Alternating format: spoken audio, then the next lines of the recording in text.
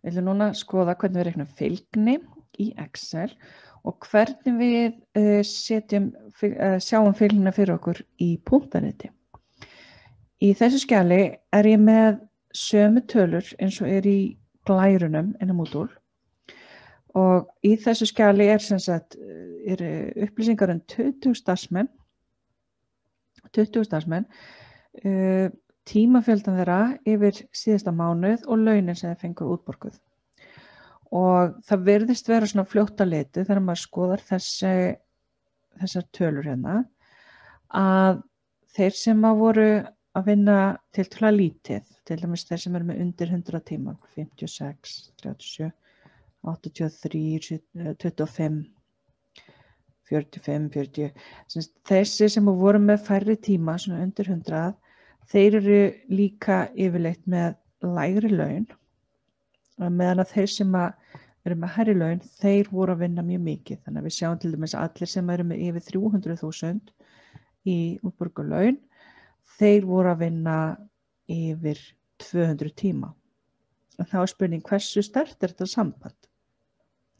Sambandið milli tíma og launa. Og gæti verið eitthvað annað sem spilar mögulega inn í launasetninguna, eitthvað annað heldur en bara tímafjöldi.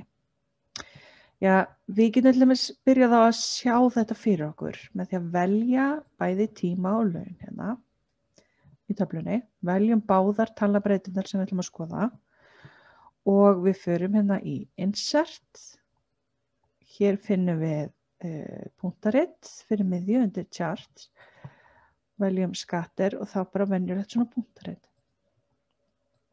Þá verður til svona mynd. Hún þannig að það vantar heilmikið inn á hana. Hún stendur ekki alveg fyrir sínu eins og er. Það til dæmis á eftir að merkja ásana og setja almennilegan titil og svona. Og þar sem að þetta er punktarit, þá sýnir þetta samband tveggja breyta. Þannig að frekar heldur að skrifa hérna laun, þá miklu eðlilegra að þetta punktarit hafi titilinn samband tíma og launa. Nú, svo spurningum að við merkjum ásana. Við merkjum ásana og þá þurfum við nú að vita hvaða ás er hvað. Og einfaldasta leiðin til að finna það út er að við smellum hérna einhvers hvítt svæði á myndin okkar. Þá sjáum við að gögnin okkar litast. Það sem fer í bláan kassa, það er alltaf það sem er sýnt á Y-ás. En það sem er í fjólubláum er á X-ás. Þannig að við getum farið inn í Adjust Element, Axis Titles og Primary Horizontal, Adjust Element, Axis Titles og Primary Vertical. Þá eru komnir titlar á ásana og það sá sem að var sem sagt blár, það eru launin, það fer á Y-ás. Þannig að við setjum hérna laun á Y-ás. Á X-ás eru tímarnir. Þannig að við skýrum það tímar. Ok, ef við skoðum þessa mynd svolítið, þá sjáum við að það virðist vera eitthvað samband á milli. Það er að segja að þetta fylgir svona tiltölulega beinni línu, samt ekki þráðbeinni. Þannig að það er greinilega eitthvað annað sem er líka í gangi.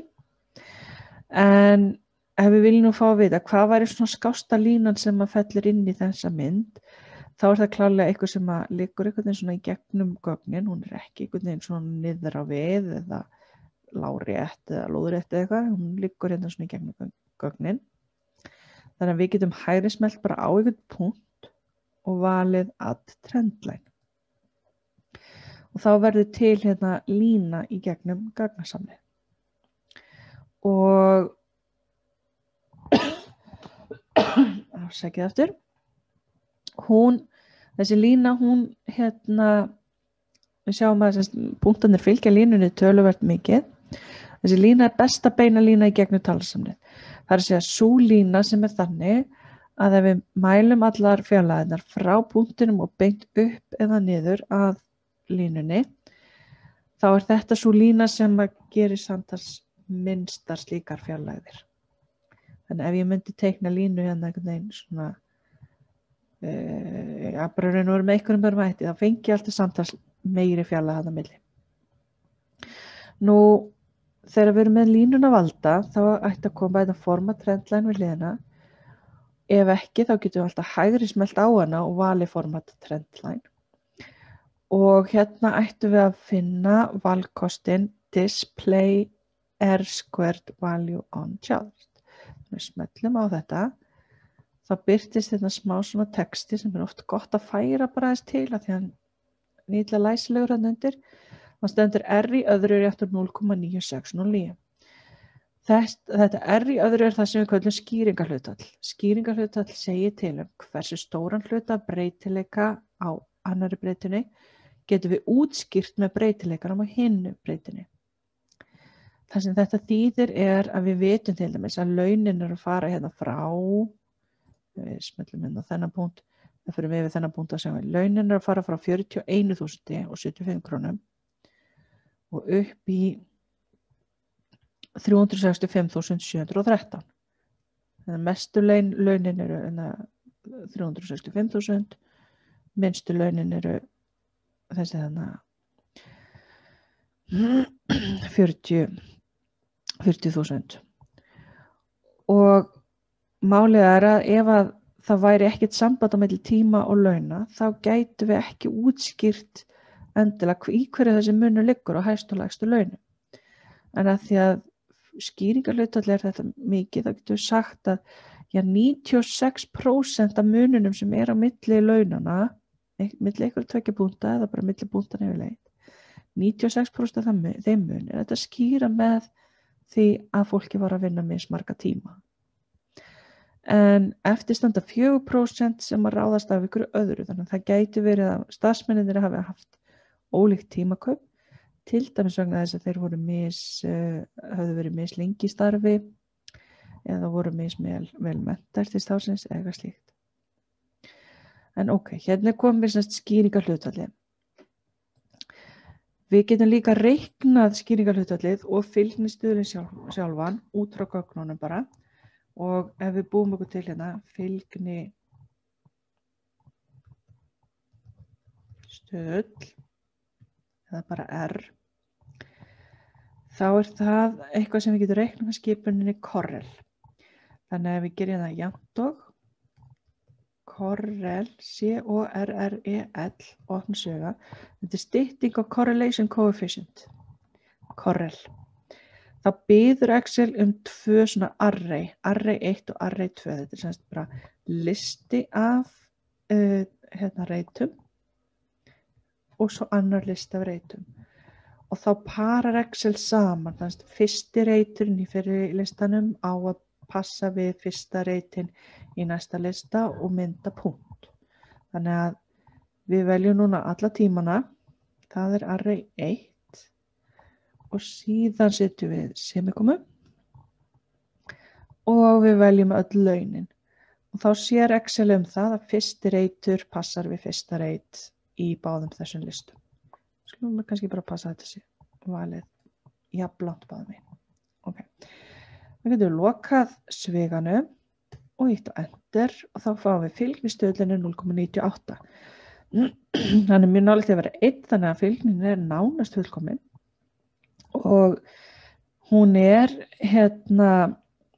jákvæð sem segir okkur að línan hún vísar upp á við. En ef hún væri neikvæð þá værum við að horfa það að eftir því sem að tími fjölgar að lækka launin. En það er náttúrulega augljóslega ekki þannig. Þetta er jákvæð fylgnistuðull. Þetta er sterk jákvæð fylgni, það sem við myndum að segja. Svo getum við reiknað skýringarhlutfallið.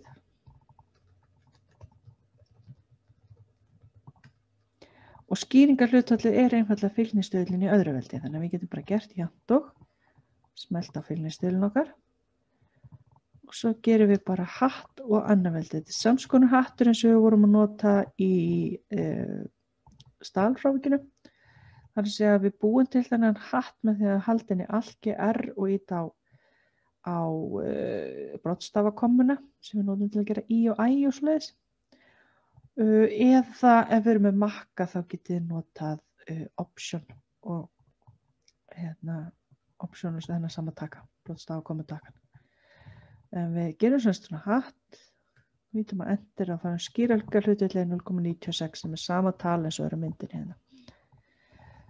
Og þá erum við komið með bæði fylgistöðl, skýringarhlutfall og punktariti sem sýnir sambandið.